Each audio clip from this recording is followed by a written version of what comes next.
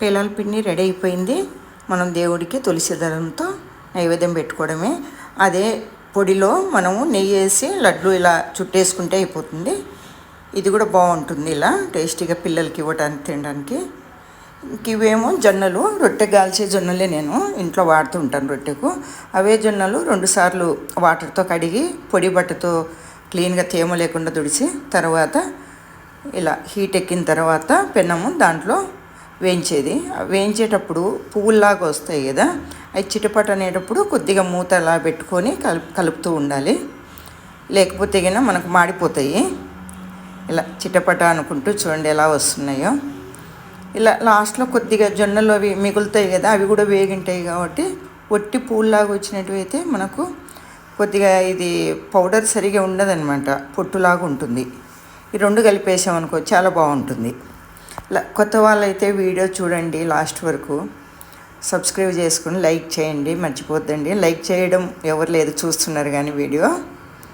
Okay అండి. తర్వాత మిగతాయి కూడా ఇలానే వేసుకొని అన్నీ ఇలానే చేసుకోవాలి. మళ్ళీ మిగతాయి కూడా అదే అన్నీ ఎంత బాగా వచ్చేసాయండి, అన్నీ వేగిపోయినాయి బాగా. తర్వాత ఒక స్పూన్ నెయ్యి వేసి జీడిపప్పు బాదం పప్పు దూరగా వేయించి పక్కకు తీసుకోవాలి. ఇలా కొద్దిగా దూరగా వేస్తే చాలండి, ఎక్కువ వద్దు, అవసరం లేదు, మళ్ళీ మాడిపోతాయి కదా. ఎండు కొబ్బరి, ఇలాచి, తర్వాత బెల్లము ఇవన్నీ వేసుకోవాలి. ఇది పౌడరు మిక్సీకి వేసుకోవాలి. ఫస్ట్ పేలాలు మిక్సీ పట్టుకున్నాక మెత్తగా కాకుండా కొద్దిగా బరకగా కొబ్బరి 2 ఇలాచి వేసుకొని తర్వాత మిగతా దాంట్లోకి మిగతాది వేసుకోవాలి.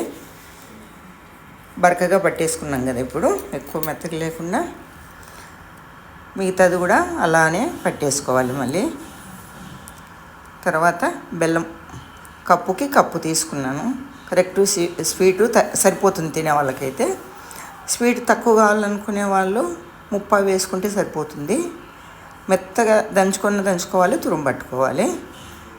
ఇప్పుడు అంత మళ్ళీ ఇది ఫస్ట్ది అయిపోయింది కదా, సెకండ్ది కూడా వేసి అంతా కలిపేసుకోవాలి. ఇలా పొడిలాడుతూ వచ్చింది చూడండి బాగా. ఇలా ఇది కూడా వేసి అంత ప్లేట్లోకి డ్రై ఫ్రూట్స్ వేసి ఇంకా తులసి దళం పెట్టేసి మనం విష్ణుమూర్తికి నైవేద్యంగా సమర్పించుకోవడమే. తర్వాత కావాలంటే మనము నెయ్యి ఎక్కువ వేసేసుకొని ముద్ద అయ్యేటట్టు చూసుకోవాలి. మనం ఇదే పౌడర్లోకి వేసి లడ్లులాగా చేసేసుకుంటే రోజు ఒకటి ఇవ్వడానికి పిల్లలకి చాలా ఎనర్జీగా ఉంటుంది, చాలా బాగుంటుంది, మంచి ఫుడ్ ఇచ్చినట్టు.